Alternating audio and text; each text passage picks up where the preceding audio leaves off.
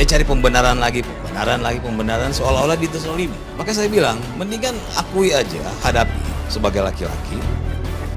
Waduh, Fadlizon dilaporkan karena pernyataan Invisible Hand Undang-Undang Ciptaker ditulis oleh Dia Fadilah dari terkini.id.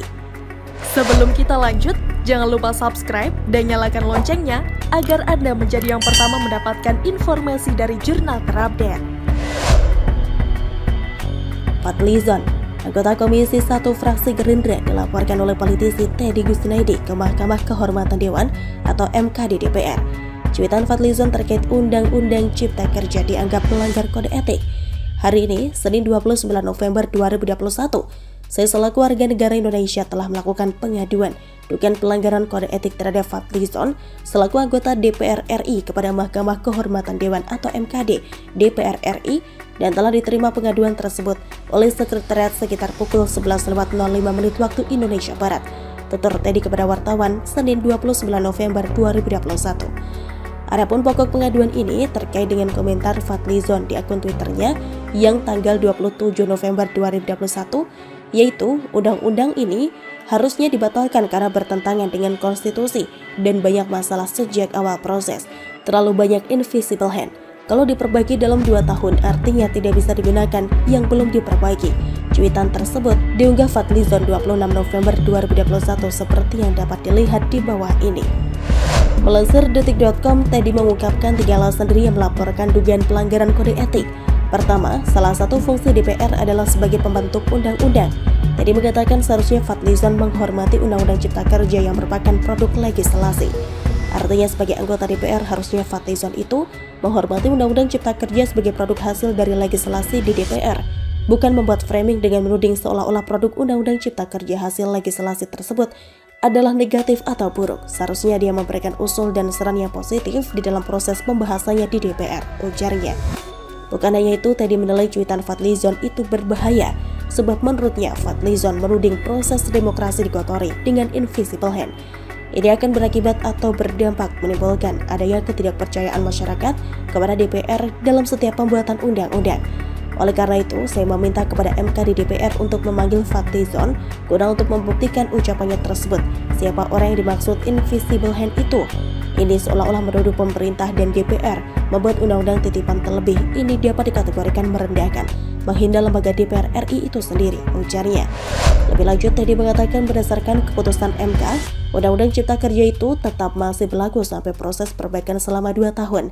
Artinya tidak benar jika dikatakan undang-undang ini tidak berlaku pasca diputuskan oleh MK.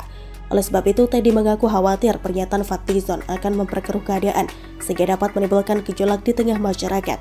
Terakhir, saya menganggap dan menduga statement Fadlizon ini sebagai bentuk ketidakpercayaan kepada putusan MK. Padahal MK dalam putusannya masih menyatakan Undang-Undang Cipta Kerja ini masih berlaku sampai masa perbaiki 2 tahun, tuturnya. Jadi apa yang telah disampaikan oleh Fadlizon tersebut, menurut dugaan saya, ada indikasi telah terjadi pelanggaran kode etik dengan merendahkan lembaga DPR RI, lembaga MK. Sementara sebagai anggota DPR, dia seharusnya menjaga nama baik dan wibawa lembaga DPR itu sendiri, imbuh Teddy. Dari penjara, Habib Rizik serukan banjiri reuni 212 berapa juta, ditulis oleh Anto Cahaya dari siwar.com.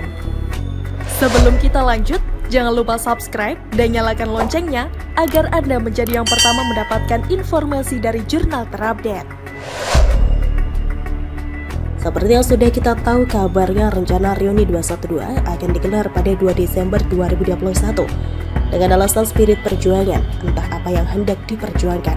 Maksud hati mungkin agar kelompok ini tetap eksis. Konon mau undang juga tokoh lintas agama. Sejak kapan mereka toleransi dengan umat yang lain? Jika ada maunya kok kelihatan toleran? Setelah Front Pembela Islam atau FPI dibubarkan, mereka bentuk komunitas baru bernama Front Persaudaraan Islam atau FPI, tapi rupanya tidak diminati. Rupanya kalah pamor. Tentu saja, siapa yang mau jadi saudara sejenis kelompok mereka? Tentu sulit. Nah, justru yang masih bernyawa PA212. Melalui nama ini, kelompok ini terus berusaha satukan tulang yang telah berserakan di mana-mana dan sekarang berusaha kangen-kangenan setelah lama tak jumpa. Misal lewat virtual pun paling yang mengakses ratusan orang. Mereka lebih suka di jalanan. bisa unjuk gigi terkecuali Nobel.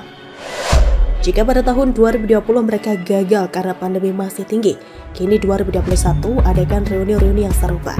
Anies Baswedan selaku Gubernur DKI Jakarta, kabar terakhir konon masih dalam pembahasan.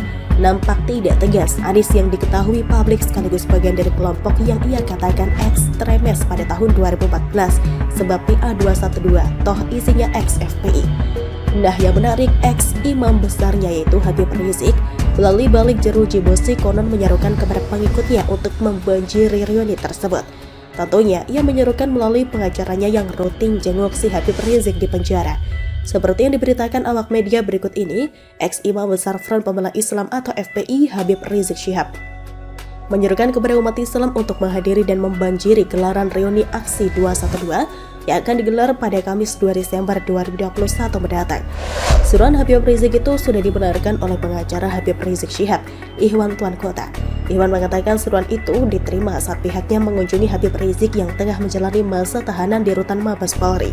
Ayo, reuni alumni 212, ayo hadiri dan banjiri 2 Desember 2021, kata Habib Rizik dalam seruannya yang dikutip pada Minggu 28 November. Setelah aksi perdana 212 pada tahun 2016, PA212 rutin menggelar acara bertajuk Reuni Aksi 212 pada tahun-tahun setelahnya. Tercatat PA212 kerap menggelar acara Reuni 212 di Monas dengan mengundang massa besar-besaran sejak tahun 2017 hingga tahun 2019. Tahun 2020 lalu, PA212 tidak menggelar Reuni 212 secara besar-besaran Monas karena pandemi virus corona. Mereka menggantinya dengan acara dialog secara virtual dan yang mengakses tidak banyak. Seperti yang sudah saya singgung di atas, mereka lebih suka terjun di jalanan.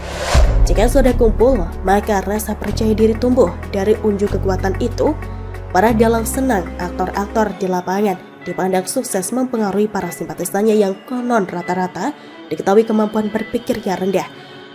Jika bisa mengumpulkan orang, maka nilai jualnya dipandang tinggi. Mungkin bisa untuk digunakan sebagai bargaining power bagi yang bersedia menggandengnya. Lumayan untuk tambah-tambah di 2024 atau yang lainnya. Hanya musuhnya mayoritas rakyat Indonesia. Meskipun faktanya mayoritas masyarakat Indonesia tidak suka atas kegiatan ubyek-ubyek kelompok ini, tapi sejak dulu kala kelompok konservatif selalu menjadi salah satu kelompok yang kerap digunakan oleh kepentingan tertentu. Masanya kelompok mayoritas seperti Nahdien, Muhammadiyah, dan yang lainnya cenderung anteng dan diam. Justru yang kerap melawan kelompok konservatif ini justru datang dari para nasionalis. Memang sangat disayangkan padahal kelompok konservatif ini terbukti acap merusak kebinekaan dan keragaman. Nah, kira-kira jika terselenggara, akan berapa juta yang hadir?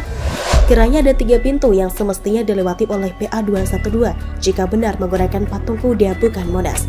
Pertama, izin dari Pemprov DKI Jakarta, dalam hal ini Anies Baswedan. Kedua, harus ada izin Polda Metro Jaya. Ketiga, izin dari Satgas Covid-19 DKI Jakarta.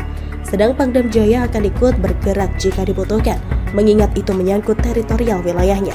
Diketahui Habib Rizik selain serukan banjiri acara juga menyuruh pasang baliho, spanduk-spanduk, info melalui sosial media.